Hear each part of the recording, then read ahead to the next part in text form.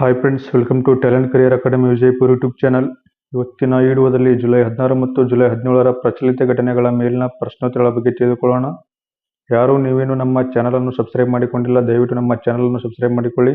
ಹಾಗೆ ನಿಮ್ಮ ಸ್ನೇಹಿತರಿಗೆ ಸಹ ಈ ಚಾನಲ್ನ ವಿಡಿಯೋ ಲಿಂಕನ್ನು ಶೇರ್ ಮಾಡಿ. ಬನ್ನಿ ಹಾಗಾದರೆ ಮೊದಲನೇ ಪ್ರಶ್ನೆ ನೋಡಿಕೊಳ್ಳೋಣ.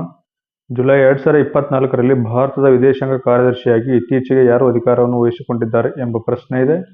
ಇದಕ್ಕೆ ಸರಿಯಾದಂಥ ಉತ್ತರ ಆಪ್ಷನ್ ಬಿ, ವಿಕ್ರಮ್ ಮಿಸ್ರಿ.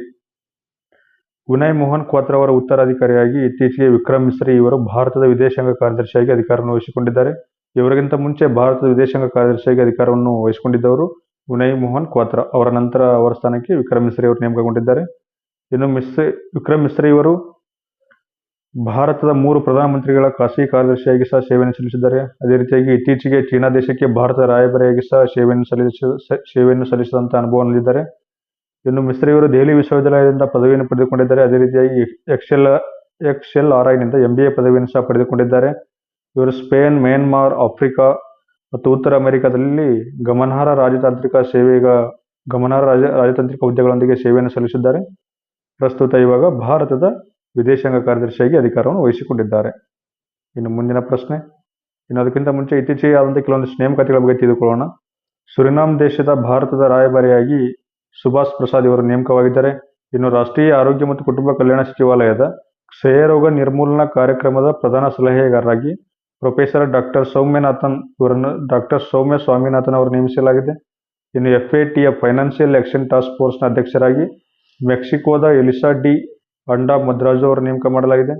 ಇನ್ನು ಪತ್ರಿಕಾ ಮಾಹಿತಿ ಬ್ಯೂರೋದ ಹೊಸ ಮಹಾನಿರ್ದೇಶಕರಾಗಿ ಧೀರೇಂದ್ರ ಓಜಾ ಅವರು ನೇಮಿಸಲಾಗಿದೆ. ಪಂಜಾಬ್ ಮತ್ತು ಹರಿಯಾಣ ಹೈಕೋರ್ಟ್ನ ಮುಖ್ಯ ನ್ಯಾಯಮೂರ್ತಿಯಾಗಿ ಶ್ರೀ ಸೀಲ್ ನಾಗೋ ಅವರನ್ನು ನೇಮಿಸಲಾಗಿದೆ. ಇನ್ನು ರಾಷ್ಟ್ರೀಯ ವೈದ್ಯಕೀಯ ಆಯೋಗದ ಅಧ್ಯಕ್ಷರಾಗಿ ಇತ್ತೀಚೆಗೆ BN ಗಂಗಾಧರ್ ಅವರನ್ನು ಸಹ ನೇಮಿಸಲಾಗಿದೆ.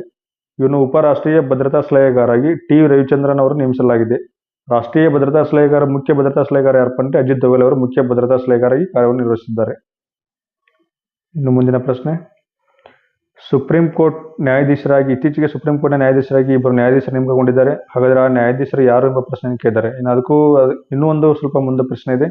ಸುಪ್ರೀಂ ಕೋರ್ಟ್ನ ಅದರ ಸಂಪೂರ್ಣ ಮಂಜೂರಾದ 34 ನ್ಯಾಯಾಧೀಶರಿಗೆ ತರಲಾಯಿತು. ಅಂದರೆ ಸುಪ್ರೀಂ ಕೋರ್ಟ್ನ ಒಟ್ಟು ನ್ಯಾಯಾಧೀಶರ ಸಂಖ್ಯೆ 33 + 1. 33 ನ್ಯಾಯಾಧೀಶರು, ಒಬ್ಬರು ಮುಖ್ಯ ನ್ಯಾಯಾಧೀಶರು, ಒಟ್ಟು 34 ಸದಸ್ಯರು ಸುಪ್ರೀಂ ಕೋರ್ಟ್ನಲ್ಲಿ ಕಾರ್ಯನಿರ್ವಹಿಸುತ್ತಾರೆ. ಇತ್ತೀಚೆಗೆ ಇಬ್ಬರು ನ್ಯಾಯಾಧೀಶರು ನೇಮಿಸುವ ಮೂಲಕ ಒಟ್ಟು ಸುಪ್ರೀಂ ಕೋರ್ಟ್ನ ನ್ಯಾಯಾಧೀಶರ ಸಂಖ್ಯೆ ಬಲ 34 ಸಂಪೂರ್ಣಗೊಳಿಸಲಾಯಿತು.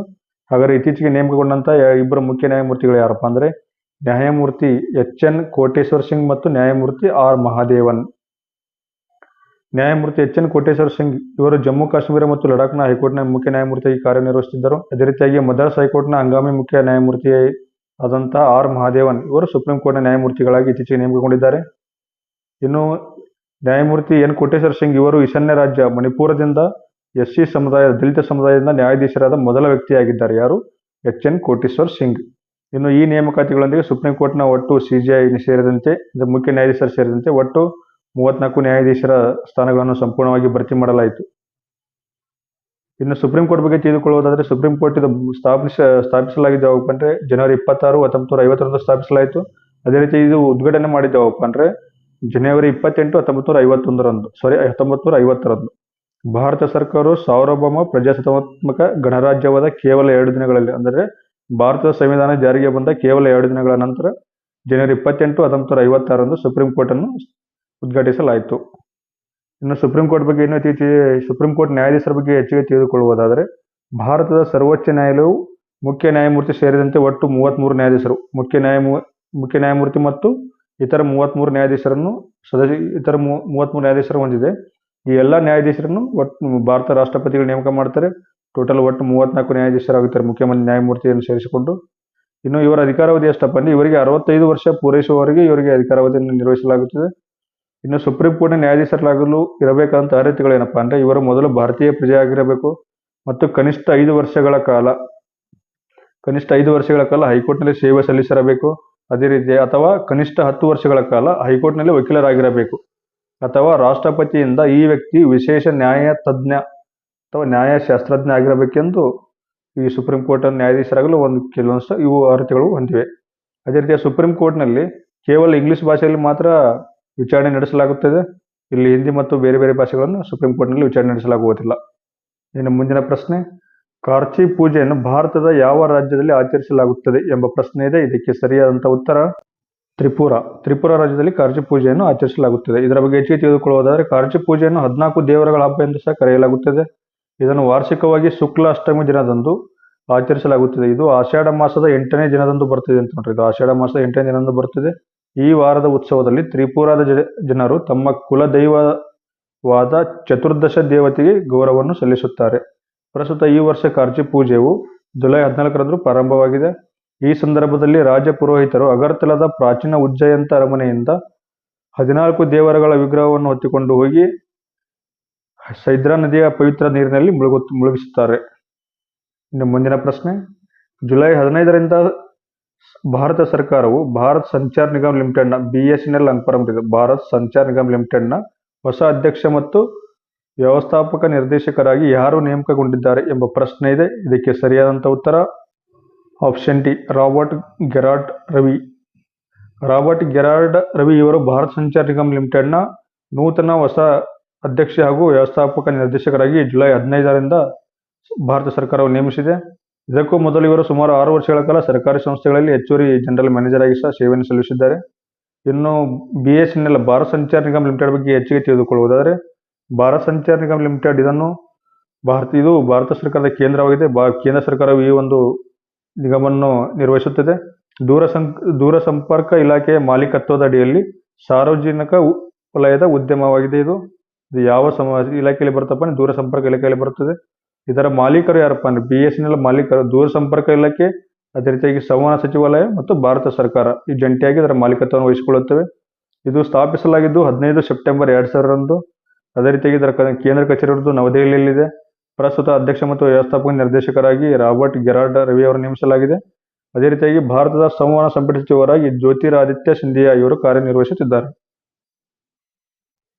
ಇನ್ನು ಮುಂದಿನ ಪ್ರಶ್ನೆ, ಅಂತಾರಾಷ್ಟ್ರೀಯ ಕ್ರಿಕೆಟ್ ಮಂಡಳಿ ICCಯ ವಾರ್ಷಿಕ ಸಮ್ಮೇಳನ 2024ರಲ್ಲಿ ಎಲ್ಲಿ ನಡೆಯಲಿದೆ ಎಂಬ ಪ್ರಶ್ನೆ ಇದೆ. ಇದಕ್ಕೆ ಸರಿಯಾದಂಥ ಉತ್ತರ ಆಪ್ಷನ್ ಸಿ, ಶ್ರೀಲಂಕಾ. ಜುಲೈ 19ರಿಂದ 22ರವರೆಗೆ 2024ರಲ್ಲಿ ಶ್ರೀಲಂಕಾದಲ್ಲಿ ತನ್ನ ವಾರ್ಷಿಕ ಸಮ್ಮೇಳನವನ್ನು ನಡೆಸುವ ಮೂಲಕ ಇಂಟರ್ನ್ಯಾಷನಲ್ ಕ್ರಿಕೆಟ್ ಕೌನ್ಸಿಲ್ ಇತಿಹಾಸವನ್ನು ನಿರ್ಮಿಸಲು ಸಜ್ಜಾಗಿದೆ. ಯಾವ ಕಾರಣಕ್ಕಾಗಿ ಇತಿಹಾಸವನ್ನು ನಿರ್ಮಿಸುತ್ತದೆ ಎಂದು ತಿಳ್ಕೊಳ್ಳೋದು ಸಹ ಮುಖ್ಯವಾಗಿದೆ. ಜಾಗತಿಕ ಮಟ್ಟದಲ್ಲಿ ಏಷ್ಯನ್ ಕ್ರಿಕೆಟ್ ಹೆಚ್ಚುತ್ತಿರುವ ಪ್ರಾಮುಖ್ಯತೆಯನ್ನು ಎತ್ತಿ ತೋರಿಸುವ ಈ ಪ್ರತಿಷ್ಠಿತ ಇವೆಂಟ್ ಅನ್ನು ಏಷ್ಯಾ ಪ್ರದೇಶದಲ್ಲಿ ಮೊದಲ ಬಾರಿಗೆ ಆಯೋಜಿಸಲಾಗಿದೆ ಅಂತ. ಏಷ್ಯಾ ದೇಶದಲ್ಲಿ ಮೊದಲ ಬಾರಿಗೆ ಶ್ರೀಲಂಕಾದಲ್ಲಿ ಈ ಒಂದು ಸಮ್ಮೇಳನವನ್ನು ಆಯೋಜಿಸಲಾಗಿದೆ. ಇದರ ಧ್ಯೇಯವಾಕ್ಯ ಏನಪ್ಪಾ ಅಂದ್ರೆ ಒಲಿಂಪಿಕ್ ಅವಕಾಶದ ಮೇಲೆ ಬಂಡವಾಳವನ್ನು ಹೂಡುವುದು ಇದರ ಧ್ಯೇಯವಾಕ್ಯವಾಗಿದೆ. ಇನ್ನು ಅಂತಾರಾಷ್ಟ್ರೀಯ ಕ್ರಿಕೆಟ್ ಮಂಡಳಿ ಬಗ್ಗೆ ತಿಳಿದುಕೊಳ್ಳುವುದಾದರೆ, ಇದು ವಿಶ್ವದ ಪುರುಷರ ಮತ್ತು ಮಹಿಳಾ ಕ್ರಿಕೆಟ್ ಅನ್ನು ಅಂತಾರಾಷ್ಟ್ರೀಯ ಕ್ರಿಕೆಟ್ ಮಂಡಳಿಯಿಂದ ನಿಯಂತ್ರಿಸುತ್ತದೆ. ಮತ್ತು ಇದರಲ್ಲಿ ಒಟ್ಟು ಸದಸ್ಯ ರಾಷ್ಟ್ರಗಳು ಎಷ್ಟಪ್ಪ ಅಂದ್ರೆ 108. ಈ 108 ಸದಸ್ಯ ರಾಷ್ಟ್ರಗಳು ಇವೆಲ್ಲ ಪೂರ್ಣ ಸದಸ್ಯರಲ್ಲ. ಇದರಲ್ಲಿ 2 ಭಾಗವನ್ನು ಮಾಡ್ತಾರೆ. ಪೂರ್ಣ ಸದಸ್ಯರು ಬೇರೆ, ಅಸೋಸಿಯೇಟ್ ಸದಸ್ಯರು ಬೇರೆ. ಈ ಪೂರ್ಣ ಸದಸ್ಯರು ಅಂದ್ರೆ ಏನು, ಅಸೋಸಿಯೇಟ್ ಸದಸ್ಯರು ಅಂದ್ರೆ ಏನು ಸಹ ತಿಳಿದುಕೊಳ್ಳೋದು ಮುಖ್ಯವಾಗಿದೆ. ಟೆಸ್ಟ್ ಪಂದ್ಯಗಳನ್ನು ಆಡಬಹುದಾದಂಥ ರಾಷ್ಟ್ರಗಳಿಗೆ ಪೂರ್ಣ ಸದಸ್ಯ ರಾಷ್ಟ್ರಗಳನ್ನು ಸಹ ಕರೀತಾರೆ. ಇನ್ನು ಟೆಸ್ಟ್ ಪಂದ್ಯಗಳನ್ನು ಆಡದೆ ಕೇವಲ ICCಯಿಂದ ಆಯೋಜಿಸಲಾದಂಥ T20 ಹಾಗೂ ಒನ್ ಡೇ ಮ್ಯಾಚ್ ಆಡುವಂಥ ರಾಷ್ಟ್ರಗಳಿಗೆ ಸಹವರ್ತಿ ಅಥವಾ ಅಸೋಸಿಯೇಟ್ ಸದಸ್ಯ ರಾಷ್ಟ್ರಗಳನ್ನು ಸಹ ಕರೀತಾರೆ. ಇನ್ನು ಪೂರ್ಣ ಸದಸ್ಯ ರಾಷ್ಟ್ರಗಳ ಸಂಖ್ಯೆ ಒಟ್ಟು 12 ಇದೆ. ಈ 12 ರಾಷ್ಟ್ರಗಳು ಯಾವಪ್ಪ ಅಂದ್ರೆ Bharat, Pakistan, Sri Lanka, Bangladesh, Australia, New Zealand, West Indies, ದಕ್ಷಿಣ ಆಫ್ರಿಕಾ, ಜಿಂಬಾಬ್ವೆ, ಐರ್ಲೆಂಡ್ ಮತ್ತು ಅಫ್ಘಾನಿಸ್ತಾನ. ಇತ್ತೀಚೆಗೆ ಕೊನೆಯದಾಗಿ 2017ರಲ್ಲಿ ಐರ್ಲೆಂಡ್ ಮತ್ತು ಅಫ್ಘಾನಿಸ್ತಾನವು ಪೂರ್ಣ ಸದಸ್ಯತ್ವವನ್ನು ಪಡೆದುಕೊಂಡಿವೆ. ಇನ್ನು ಅಸೋಸಿಯೇಟ್ ಸದಸ್ಯ ರಾಷ್ಟ್ರಗಳ ಸಂಖ್ಯೆ 94 ಇದೆ. ಇವು ಟೆಸ್ಟ್ ಕ್ರಿಕೆಟ್ ಅನ್ನು ಆಡುವುದಿಲ್ಲ. ಅದರ ಹೊರತು ಅದನ್ನು ಬಿಟ್ಟು ಉಳಿದ ಇತರ ICC ಪಂದ್ಯಾವಳಿಗಳಲ್ಲಿ ಅಥವಾ ICCಯಿಂದ ಗುರುತಿಸಲ್ಪಟ್ಟ ಪ್ರಾದೇಶಿಕ ಮಟ್ಟದಲ್ಲಿ ಭಾಗವಹಿಸುತ್ತವೆ. ಇನ್ನು ICC ಇಂಟರ್ನ್ಯಾಷನಲ್ ಕ್ರಿಕೆಟ್ ಕೌನ್ಸಿಲ್ನ ಕೇಂದ್ರ ಕಚೇರಿ ಇರುವುದು ಯುನೈಟೆಡ್ ಅರಬ್ ಎಮಿರೇಟ್ಸ್ನಲ್ಲಿರುವಂತಹ ದುಬೈನಲ್ಲಿದೆ. ಇದರ ಪ್ರಸ್ತುತ ಅಧ್ಯಕ್ಷರು ನ್ಯೂಜಿಲೆಂಡ್ನ ಕ್ರೇಗ್ ಬಾರ್ಕ್ಲೆ ಅವರಿದ್ದಾರೆ. ICCಯ ಮುಖ್ಯ ಕಾರ್ಯನಿರ್ವಾಹಕ ಅಧಿಕಾರಿ ಚೀಫ್ ಎಕ್ಸಿಕ್ಯೂಟಿವ್ ಆಫೀಸರ್ ಆಗಿ ಆಸ್ಟ್ರೇಲಿಯಾದ ಜೆಫ್ ಫಲಾರ್ಡಿಸ್ ಅವರು ಕಾರ್ಯನಿರ್ವಹಿಸಿದ್ದಾರೆ. ಇನ್ನು ಮುಂದಿನ ಪ್ರಶ್ನೆ, 2024ರ ವಿಶ್ವ ಪರಂಪರೆಯ ವೃತ್ತಿಪರರ ವೇದಿಕೆಯ ಸಭೆಯನ್ನು ಎಲ್ಲಿ ನಡೆಸಲಾಯಿತು ಎಂಬ ಪ್ರಶ್ನೆ ಇದೆ. ಇದಕ್ಕೆ ಸರಿಯಾದಂಥ ಉತ್ತರ ಆಪ್ಷನ್ ಸಿ, ನವದೆಹಲಿ. ನಮ್ಮ ಭಾರತದ ನವದೆಹಲಿಯಲ್ಲಿ 2024ರ ವಿಶ್ವ ಪರಂಪರೆಯ ಯುವ ವೃತ್ತಿಪರ ವೇದಿಕೆಯ ಸಭೆಯನ್ನು ನಡೆಸಲಾಯಿತು. ಇದನ್ನು ವಿಶ್ವಸಂಸ್ಥೆಯ ವೈಜ್ಞಾನಿಕ ಮತ್ತು ಸಾಂಸ್ಕೃತಿಕ ಸಂಸ್ಥೆ ವಿಶ್ವ ಪರಂಪರೆಯ ಸಮಿತಿಯ ಸಭೆಯ ಭಾಗವಾಗಿ ಆಯೋಜಿಸಲಾಗಿದೆ. ಭಾರತೀಯ ಪುರಾತತ್ವ ಸರ್ವೇಕ್ಷಣೆಯ ಭಾಗವಾಗಿರುವ ಪಂಡಿತ್ ದೀನ್ ದಯಾಳ್ ಉಪಾಧ್ಯಾಯ ಪುರಾತತ್ವ ಸಂಸ್ಥೆ ವಿಶ್ವ ಪರಂಪರೆಯ ಯುವ ವೃತ್ತಿಪರ ವೇದಿಕೆಯನ್ನು ಆಯೋಜಿಸುತ್ತಿದೆ. ಯಾವ ಸಂಸ್ಥೆ ಆಯೋಜಿಸುತ್ತಿದೆಯಪ್ಪ ಅಂದ್ರೆ ಪಂಡಿತ್ ದೀನ್ ದಯಾಳ್ ಉಪಾಧ್ಯಾಯ ಪುರಾತತ್ವ ಸಂಸ್ಥೆಯು ವಿಶ್ವ ಪರಂಪರೆಯ ಯುವ ವೃತ್ತಿಪರ ವೇದಿಕೆಯನ್ನು ಆಯೋಜಿಸುತ್ತಿದೆ. ವಿಶ್ವ ಪರಂಪರೆಯ ಯುವ ವೃತ್ತಿಪರ ವೇದಿಕೆಯು 21ನೇ ಶತಮಾನದಲ್ಲಿ ವಿಶ್ವ ಪರಂಪರೆಯಾಗಿದೆ. ಇದು ಸಾಮರ್ಥ್ಯಗಳನ್ನು ನಿರ್ಮಿಸುವುದು ಮತ್ತು ಯುವಕರಿಗೆ ಅವಕಾಶಗಳನ್ನು ಅನ್ವೇಷಿಸುವುದು ಈ ಕಾರ್ಯಕ್ರಮದ ಉದ್ದೇಶವಾಗಿದೆ. ವಿಶ್ವ ಪರಂಪರೆಯ ಯುವ ವೃತ್ತಿಪರರ ವೇದಿಕೆಯನ್ನು ಭಾರತದ ಸಂಸ್ಕೃತಿ ಸಚಿವಾಲಯದ ಕಾರ್ಯದರ್ಶಿಯಾದಂಥ ಗೋವಿಂದ್ ಮೋಹನ್ ಇವರು ಉದ್ಘಾಟಿಸಿದರು. ಇನ್ನು ಮುಂದಿನ ಪ್ರಶ್ನೆಗಿಂತ ಮುಂಚೆ ಯುನೆಸ್ಕೋ ಬಗ್ಗೆ ಸ್ವಲ್ಪ ತಿಳ್ಕೊಳ್ಳೋಣ. ಈ ಯುನೆಸ್ಕೋ ಸ್ಥಾಪಿಸುವ ನಿರ್ಧಾರವನ್ನು ಯುನೈಟೆಡ್ ಕಿಂಗ್ಡಮ್ನಲ್ಲಿ 1945ರ ನವೆಂಬರ್ 1ರಿಂದ 16ರವರೆಗೆ ನಡೆದಂತಹ ಶೈಕ್ಷಣಿಕ ಮತ್ತು ಸಾಂಸ್ಕೃತಿಕ ಸಂಘಟನೆಯ ಸ್ಥಾಪನೆಯ ವಿಶ್ವಸಂಸ್ಥೆಯ ಸಮ್ಮೇಳನದಲ್ಲಿ ಒಂದು ನಿರ್ಧಾರವನ್ನು ತೆಗೆದುಕೊಳ್ಳಲಾಯಿತು. ಅದೇ ರೀತಿಯಾಗಿ ಈ ಯುನೆಸ್ಕೋವನ್ನು ಸ್ಥಾಪಿಸಿದ್ದು ನವೆಂಬರ್ 16, 1945ರಂದು ಲಂಡನ್ನಲ್ಲಿ ಸ್ಥಾಪಿಸಲಾಯಿತು. ಯುನೆಸ್ಕೋ ಇದು ವಿಶ್ವಸಂಸ್ಥೆಯ ಒಂದು ವಿಶೇಷವಾದಂತಹ ಸಂಸ್ಥೆಯಾಗಿದೆ. ಇದು ಶಿಕ್ಷಣ ಮೂಲಕ ಸಾಂಸ್ಕೃತಿಕ ಪರಂಪರೆಯನ್ನು ಮತ್ತು ಎಲ್ಲ ಸಾಂಸ್ಕೃತಿಕ ಸಮಾನ ಘನತೆಯನ್ನು ಉತ್ತೇಜಿಸುವ ಮೂಲಕ ಜಗತ್ತಿನಲ್ಲಿ ಶಾಂತಿಯನ್ನು ಸ್ಥಾಪಿಸಲು ಕೆಲಸ ಮಾಡುತ್ತದೆ. ಇದರ ಪ್ರಧಾನ ಕಚೇರಿ ಇರುವುದು ಫ್ರಾನ್ಸ್ನ ಪ್ಯಾರಿಸ್ನಲ್ಲಿದೆ. ಇದರ ಪ್ರಸ್ತುತ ಡೈರೆಕ್ಟರ್ ಯಾರಪ್ಪ ಅಂದರೆ ಎಡ್ರಿ ಅಜೌಲೆ ಇವರು ಯುನೆಸ್ಕೋದ ಪ್ರಸ್ತುತ ಡೈರೆಕ್ಟರ್ ಆಗಿ ಕಾರ್ಯನಿರ್ವಹಿಸುತ್ತಿದ್ದಾರೆ. ಇನ್ನು ಮುಂದಿನ ಪ್ರಶ್ನೆ, 2024ರಲ್ಲಿ ರುವಾಂಡದ ಅಧ್ಯಕ್ಷೀಯ ಚುನಾವಣೆಯಲ್ಲಿ ಯಾರು ಗೆಲುವನ್ನು ಸಾಧಿಸಿದ್ದಾರೆ ಎಂಬ ಪ್ರಶ್ನೆ ಇದೆ. ಇದಕ್ಕೆ ಸರಿಯಾದಂಥ ಉತ್ತರ ಆಪ್ಷನ್ ಎ, ಪಾಲ್ ಕಗಾಮೆ. ರುವಾಂಡದ ರಾಷ್ಟ್ರೀಯ ಚುನಾವಣೆಯ ಆಯೋಗದ ಪ್ರಕಾರ ಅಧ್ಯಕ್ಷ ಪಾಲ್ ಕಗಾಮೆ ಇವರು 4ನೇ ಅವಧಿಗೆ ರುವಾಂಡ ದೇಶದ ಅಧ್ಯಕ್ಷೀಯ ಚುನಾವಣೆಯಲ್ಲಿ ಗೆದ್ದಿದ್ದಾರೆ. ರುವಾಂಡದ ರಾಷ್ಟ್ರೀಯ ಚುನಾವಣಾ ಆಯೋಗದ ಪ್ರಕಾರ ರುವಾಂಡದಲ್ಲಿ ದಾಖಲಾದ ಒಟ್ಟು ಮತಗಳಲ್ಲಿ 89% ಮತಗಳನ್ನು ಚಲಾಯಿಸಲಾಗಿದೆ ಮತ್ತು ಮತಗಳ ಎಣಿಕೆಯನ್ನು ಸಹ ಮಾಡಲಾಗಿದೆ. 2000ರಿಂದ ಅಧ್ಯಕ್ಷರಾಗಿ ಆಳಿದಂತಹ ಪಾಲ್ ಕಗಾಮೆ ಇವರು 2017ರಲ್ಲಿ ಸಹ ವಿಜಯವನ್ನು ಸಾಧಿಸಿದರು. ಪ್ರಸ್ತುತ 2024ರ ಅಧ್ಯಕ್ಷೀಯ ಚುನಾವಣೆ ಅಂತಿಮ ಅಧಿಕೃತ ಫಲಿತಾಂಶವನ್ನು ಜುಲೈ 27 ಅಥವಾ ಅದಕ್ಕಿಂತ ಮುಂಚೆ ಪ್ರಕಟಿಸುವ ನಿರೀಕ್ಷೆ ಇದೆ ಎಂದು ರುವಾಂಡ ದೇಶದ ರಾಷ್ಟ್ರೀಯ ಚುನಾವಣಾ ಆಯೋಗವು ವರದಿಯನ್ನು ನೀಡಿದೆ. ಇನ್ನು ರುವಾಂಡ ದೇಶದ ಬಗ್ಗೆ ಹೆಚ್ಚಿಗೆ ತಿಳಿದುಕೊಳ್ಳುವುದಾದರೆ ರುವಾಂಡ ಇದು ಪೂರ್ವ ಮಧ್ಯ ಆಫ್ರಿಕಾದಲ್ಲಿ ಭೂಕುಸಿತವಾದಂಥ ದೇಶವಾಗಿದೆ. ಈ ರುವಾಂಡ ದೇಶವನ್ನು 1000 ಬೆಟ್ಟಗಳ ನಾಡು ಎಂದು ಕರೆಯುತ್ತಾರೆ. 1000 ಬೆಟ್ಟಗಳ ನಾಡು ಎಂದು ರುವಾಂಡ ದೇಶವನ್ನು ಕರೆಯುತ್ತಾರೆ. ಇನ್ನು ರುವಾಂಡ ಉಪ ಸಹರಾನ್ ಆಫ್ರಿಕನ್ ಪ್ರದೇಶದ ಭಾಗವಾಗಿದೆ. ರುವಾಂಡ ದೇಶದ ರಾಜಧಾನಿ ಕಿಗಾಲಿ. ರುವಾಂಡ ದೇಶದ ಕರೆನ್ಸಿ ರುವಾಂಡನ್ ಫ್ರಾಂಕ್. ಪ್ರಸ್ತುತ ಅಧ್ಯಕ್ಷರು ಪಾಲ್ ಕಗಾಮೆ. ಇನ್ನು ಮುಂದಿನ ಪ್ರಶ್ನೆ, ಯಾವ ರಾಜ್ಯದಲ್ಲಿ ಗೃಹ ಸಚಿವ ಅಮಿತ್ ಶಾ ಅವರು PM ಕಾಲೇಜ್ ಆಫ್ ಎಕ್ಸಲೆನ್ಸ್ ಅನ್ನು ಉದ್ಘಾಟಿಸಿದರು ಎಂಬ ಪ್ರಶ್ನೆ ಇದೆ. ಇದಕ್ಕೆ ಸರಿಯಾದಂಥ ಉತ್ತರ ಆಪ್ಷನ್ ಡಿ, ಮಧ್ಯಪ್ರದೇಶ್. ಕೇಂದ್ರ ಗೃಹ ಸಚಿವರಾದಂಥ ಅಮಿತ್ ಶಾ ಇವರು ಇತ್ತೀಚೆಗೆ ಮಧ್ಯಪ್ರದೇಶದಲ್ಲಿ PM ಕಾಲೇಜ್ ಆಫ್ ಎಕ್ಸಲೆನ್ಸ್ ಅನ್ನು ವಾಸ್ತವಿಕವಾಗಿ ಉದ್ಘಾಟಿಸಿದರು. ಗೃಹ ಸಚಿವ ಅಮಿತ್ ಶಾ ಅವರು ಮಧ್ಯಪ್ರದೇಶ ರಾಜ್ಯದ ಎಲ್ಲ 55 ಜಿಲ್ಲೆಗಳಲ್ಲಿ ಈ ಒಂದು ಶಾಲೆಗಳನ್ನು ನಿರ್ಮಿಸಲಾಗಿದೆ. ಇದರ ಪ್ರಯುಕ್ತ ಇಂದೋರ್ನಲ್ಲಿ ಇವರು ಈ ಒಂದು ಶಾಲೆಯನ್ನು ಉದ್ಘಾಟಿಸಿದ್ದಾರೆ. ಈ ಸಂದರ್ಭದಲ್ಲಿ ರಾಜ್ಯದ ಮುಖ್ಯಮಂತ್ರಿಯಾದಂಥ ಮಧ್ಯಪ್ರದೇಶದ ಪ್ರಸ್ತುತ ಮುಖ್ಯಮಂತ್ರಿ ಡಾಕ್ಟರ್ ಮೋಹನ್ ಯಾದವ್ ಹಾಗೂ ಅನೇಕ ಸಚಿವರು ಉಪಸ್ಥಿತರಿದ್ದರು. ಇನ್ನು ಮುಂದಿನ ಪ್ರಶ್ನೆ, ಮೊದಲ ವಿಶ್ವ ಆಡಿಯೋ ವಿಜುವಲ್ ಮತ್ತು ಮನೋರಂಜನಾ ಶೃಂಗಸಭೆ ಎಲ್ಲಿ ನಡೆಯಲಿದೆ ಎಂಬ ಪ್ರಶ್ನೆ ಇದೆ. ಇದಕ್ಕೆ ಸರಿಯಾದಂಥ ಉತ್ತರ ಆಪ್ಷನ್ ಎ, ಗೋವಾ.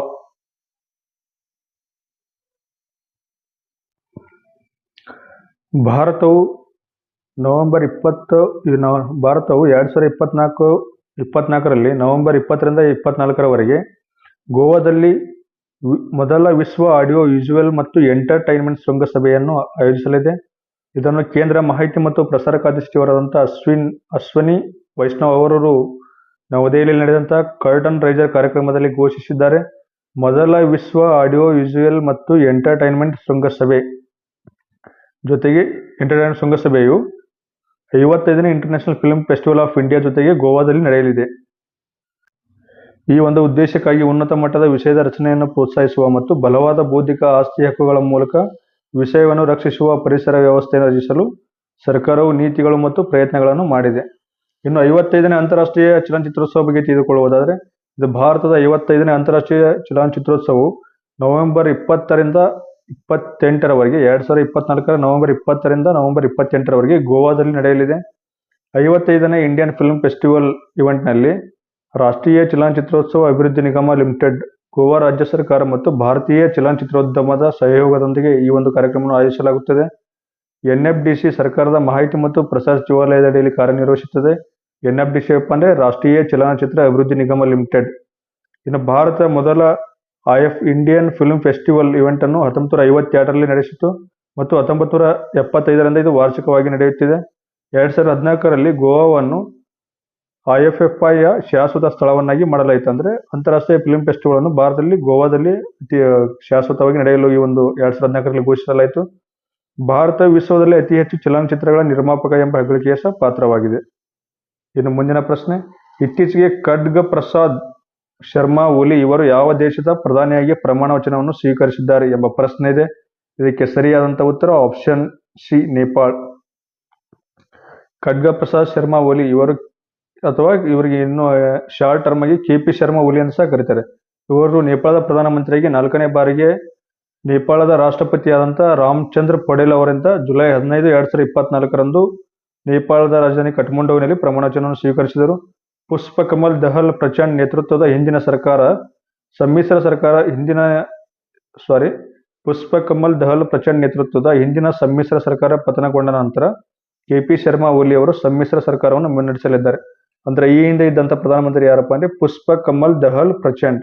ಈಗ ನೂತನವಾಗಿ ನೇಮಕವಾದಂತಹ ಪ್ರಧಾನಮಂತ್ರಿ KP ಶರ್ಮಾ ಓಲಿ. ಇನ್ನು ನೇಪಾಳ ಸಂವಿಧಾನದ ನಿಬಂಧನೆಗಳ ಪ್ರಕಾರ ಭಾರತ ಸರ್ಕಾರವು ಪ್ರಮಾಣ ವಚನವನ್ನು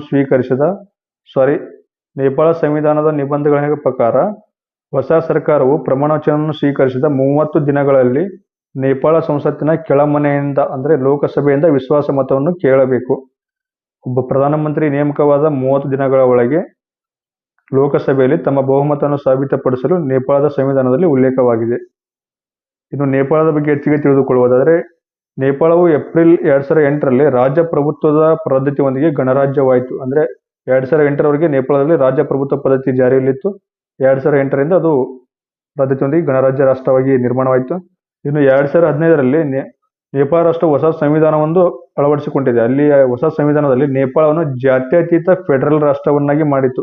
ಈ ಹಿಂದೆ ನೇಪಾಳವನ್ನು ಕೇವಲ ಹಿಂದೂ ರಾಷ್ಟ್ರ ಎಂದು ಕರೆತಿತ್ತು. ಅದೇ 2015ರಲ್ಲಿ ಜಾತ್ಯತೀತ ಮತ್ತು ಫೆಡರಲ್ ರಾಷ್ಟ್ರವನ್ನಾಗಿ ನೂತನ ಸಂವಿಧಾನವನ್ನು ಅಳವಡಿಸಿಕೊಂಡಿದೆ. ಇನ್ನು ನೇಪಾಳ ಸಂಸದೀಯು ಪ್ರಜಾಪ್ರಭುತ್ವ ಮತ್ತು ಅದರ ಸಂಸತ್ತನ್ನು ಸಂಘೀಯ ಸಂಸತ್ ಅಥವಾ ಫೆಡರಲ್ ಪಾರ್ಲಿಮೆಂಟ್ ಎಂದನ್ನು ಸಹ ಕರೆಯಲಾಗುತ್ತದೆ. ನೇಪಾಳದ ರಾಜಧಾನಿ ಕಠ್ಮಂಡು. ನೇಪಾಳದ ಪ್ರಸ್ತುತ ಅಧ್ಯಕ್ಷರು ರಾಮಚಂದ್ರ ಪೌಡೆಲ್. ನೇಪಾಳದ ಪ್ರಸ್ತುತ ಪ್ರಧಾನಮಂತ್ರಿ KP ಶರ್ಮಾ ಓಲಿ. ನೇಪಾಳದ ಕರೆನ್ಸಿ ನೇಪಾಳದ ರೂಪಾಯಿ. ಇನ್ನು ಸೂರ್ಯ ಕಿರಣ್ ವ್ಯಾಯಾಮ ಇದು ಭಾರತ ಮತ್ತು ನೇಪಾಳ ದೇಶದ ಮಧ್ಯೆ ನಡೆಯುವಂಥ ವ್ಯಾಯಾಮವಾಗಿದೆ. ಇನ್ನು ಮುಂದಿನ ಪ್ರಶ್ನೆ, ಕಾರ್ಲೋಸ್ ಅಲ್ಕರಾಜ್ 2024ರ ಫೈನಲ್ನಲ್ಲಿ ಯಾರನ್ನು ಸೋಲಿಸಿ ಸಿಂಗಲ್ಸ್ ವಿಂಬಲ್ಡನ್ ಪುರುಷರ ಪ್ರಶಸ್ತಿಯನ್ನು ಪಡೆದುಕೊಂಡಿದ್ದಾರೆ ಎಂಬ ಪ್ರಶ್ನೆ ಇದೆ. ಇದಕ್ಕೆ ಸರಿಯಾದ ಉತ್ತರ option A, Novak Djokovic. Carlos Alcaraz ಇವರು ಯಾವ ದೇಶದ ಆಟಗಾರ ಎಂದು ಸಹ ಪರೀಕ್ಷೆಯಲ್ಲಿ ಪ್ರಶ್ನೆಯನ್ನು ಕೇಳಬಹುದು. ಕಾರ್ಲೋಸ್ ಅಲ್ಕರಾಜ್ ಇವರು ಸ್ಪೇನ್ ದೇಶದ ಆಟಗಾರರು. ಅದೇ ರೀತಿಯಾಗಿ ಮಹಿಳೆಯರ ಸಿಂಗಲ್ಸ್ ವಿಭಾಗದಲ್ಲಿ ವಿಂಬಲ್ಡನ್ ಮಹಿಳೆಯರ ಸಿಂಗಲ್ಸ್ ವಿಭಾಗದಲ್ಲಿ ಬಾರ್ಬೋರಾ ಕ್ರೆಜಿಸ್ಕೋವಾ ಇವರು ಚೆಕ್ ರಿಪಬ್ಲಿಕ್ ದೇಶದ ವ್ಯಕ್ತಿಯಾಗಿದ್ದಾರೆ. ಇವರು ಮಹಿಳೆಯರ ಸಿಂಗಲ್ಸ್ ವಿಭಾಗದಲ್ಲಿ ಪ್ರಶಸ್ತಿಯನ್ನು ಪಡೆದುಕೊಂಡಿದ್ದಾರೆ.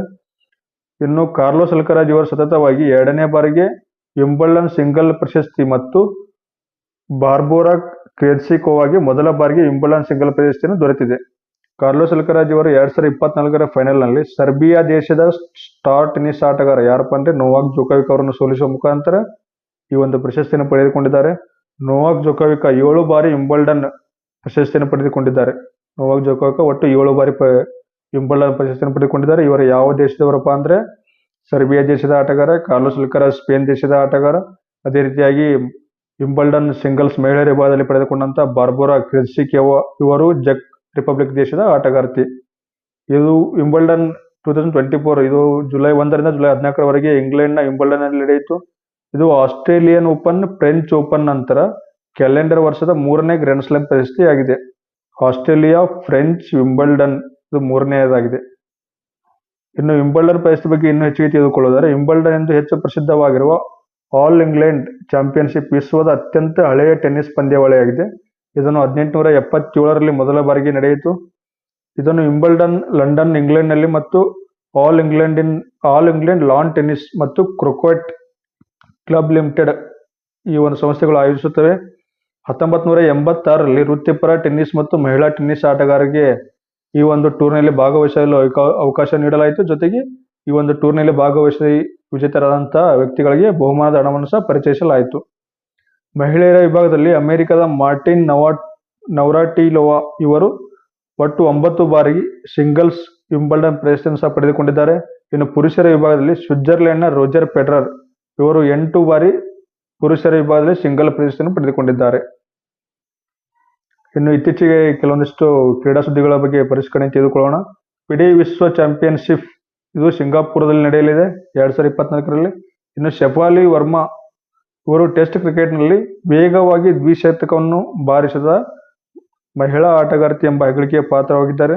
ಇನ್ನು ಭಾರತವು 17 ವರ್ಷಗಳ ಕಾಯುವಿಕೆಯ ನಂತರ ಅಮೆರಿಕದ ಬಾರ್ಬಡೋಸ್ನಲ್ಲಿ ನಡೆದಂಥ 2ನೇ ICC T20 ವಿಶ್ವಕಪ್ ಅನ್ನು ಪಡೆದುಕೊಂಡಿದೆ. ಈ ಹಿಂದೆ 2007ರಲ್ಲಿ ಭಾರತವು ICC T20 ವಿಶ್ವಕಪ್ ಅನ್ನು ಪಡೆದುಕೊಂಡಿತ್ತು. ಪ್ರಸ್ತುತ 2024ರಲ್ಲಿ 17 ವರ್ಷಗಳ ನಂತರ ICC T20 ವಿಶ್ವಕಪ್ ಅನ್ನು ಪಡೆದುಕೊಂಡಿದೆ. ಇನ್ನು ಕಪಿಲ್ ದೇವ್ ಅವರನ್ನು ವೃತ್ತಿಪರ ಗಾಲ್ಫ್ ಟೂರ್ ಆಫ್ ಇಂಡಿಯಾದ ಅಧ್ಯಕ್ಷರಾಗಿ ಆಯ್ಕೆ ಮಾಡಲಾಗಿದೆ. ಅಂಡರ್-17 ಏಷ್ಯನ್ ಕುಸ್ತಿ ಚಾಂಪಿಯನ್ಶಿಪ್ 2024ನಲ್ಲಿ ಭಾರತವು 11 ಪದಕಗಳನ್ನು ಪಡೆದುಕೊಂಡಿದೆ. ಇನ್ನು ಅಂಟಿಲಾದಲ್ಲಿ ನಡೆದಂತಹ ಆರ್ಚರಿ ವಿಶ್ವಕಪ್ 2024ರಲ್ಲಿ ಧೀರಜ್ ಬೊಮ್ಮದೇವರ ಇವರು ಕಂಚಿನ ಪದಕವನ್ನು ಪಡೆದುಕೊಂಡಿದ್ದಾರೆ. ಕೋಪಾ ಅಮೆರಿಕ ಫುಟ್ಬಾಲ್ ಪಂದ್ಯಾವಳಿ 48ನೇ ಆವೃತ್ತಿ ಯುನೈಟೆಡ್ನಲ್ಲಿ ಪ್ರಾರಂಭವಾಗಲಿದೆ. ಇದಿಷ್ಟು ಈ ವಿಡಿಯೋದಲ್ಲಿನ ಮಾಹಿತಿ. ಯಾರು ನೀವಿನ್ನೂ ನಮ್ಮ ಚಾನಲನ್ನು ಸಬ್ಸ್ಕ್ರೈಬ್ ಮಾಡಿಕೊಂಡಿಲ್ಲ, ದಯವಿಟ್ಟು ನಮ್ಮ ಚಾನಲನ್ನು ಸಬ್ಸ್ಕ್ರೈಬ್ ಮಾಡಿಕೊಳ್ಳಿ. ಹಾಗೆ ಈ ವಿಡಿಯೋದ ಬಗ್ಗೆ ಏನಾದರೂ ಸಲಹೆ ಸೂಚನೆಗಳಿದ್ದರೆ ಕಮೆಂಟ್ ಬಾಕ್ಸ್ನಲ್ಲಿ ತಿಳಿಸಿ. ನಿಮ್ಮ ಸ್ನೇಹಿತರಿಗೆ ಸಹ ಈ ಚಾನಲ್ನ ವಿಡಿಯೋ ಲಿಂಕನ್ನು ಶೇರ್ ಮಾಡಿ. ಧನ್ಯವಾದಗಳು.